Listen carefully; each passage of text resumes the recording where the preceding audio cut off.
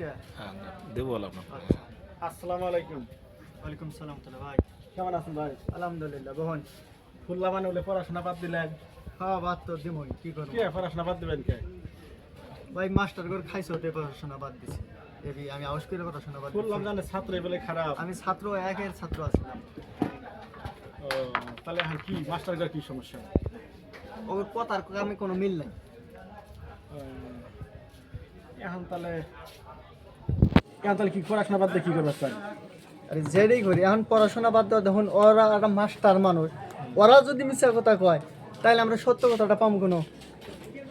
আরে দেখুন একদিন অঙ্ক ক্লাসে স্যার শিখাইতেছে, কয় লেখো ব্ল্যাকবোর্ডে লিখে দিতেছে, কয় 5 যোগ 5 সমান 10। 10।